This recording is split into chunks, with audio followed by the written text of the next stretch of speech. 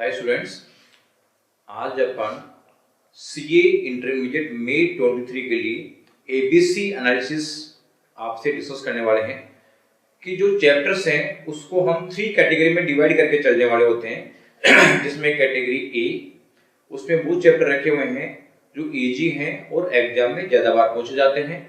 Category B model type के questions हैं, उसमें चैप्टर्स हैं। और कैटेगरी सी है जो या तो टफ है या उसमें कम फ्रीक्वेंसी पूछी जाती है एग्जाम में, वो सी कैटेगरी में रखे हुए हैं। तो मैं C R C Sharma, chairman VSI Jaipur. और ये जो एबीसी एनालिसिस कितना यूजफुल है कितना नहीं है, इसके लिए मैं आपको पास्ट जो हमने एबीसी एनालिसिस डाला था में नवंबर 22 एग्जाम के लिए और उसका क्या इम्प्लीकेशन आया, एग्जाम में कितने मार्क्स के क्वेश्चन आए उस पैटर्न में से, वो मैं आपको डिस्कस करूंगा।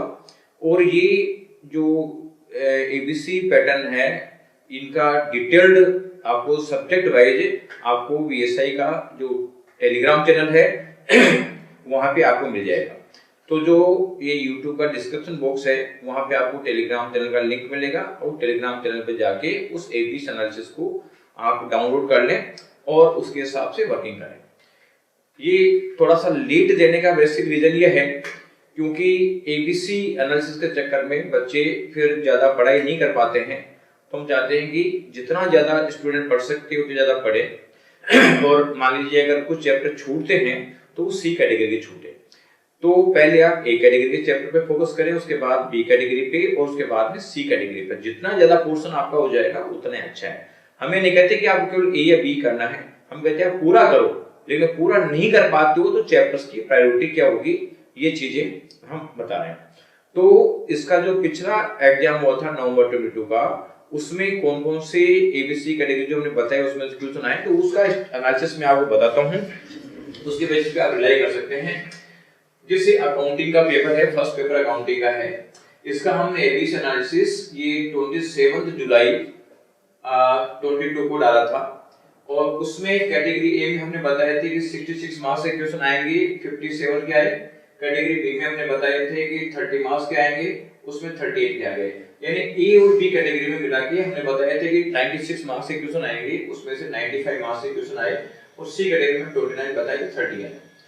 और ये जो चीज है इसका मतलब है कि ए और बी कैटेगरी अगर आप कर लेते हो तो मैक्सिमम पेपर आप अटेम्प्ट करने की पोजीशन में आ जाओगे।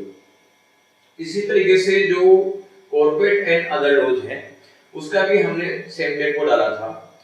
इसमें जो ये सब्जेक्टिव है ये तो आपको पेपर मिलता है उससे पता कर सकते हैं। ऑब्जेक्टिव है हमने मेमोरी बेस्ड स्टूडेंट से पूछ के बात करके पता किया है। तो उसमें जैसे हमने बताया थे कि ए कैटेगरी में 57 तो 17 मार्क्स के क्वेश्चन आएंगे, 72 मार्क्स के टोटल, तो वास्तव में 71 के आए।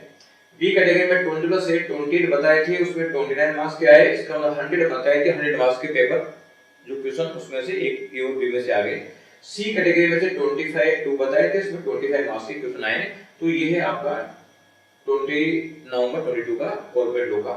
तो आप ये मान लीजिए करके और इसमें आप मैक्सिमम पेपर कवर कर सकते हैं।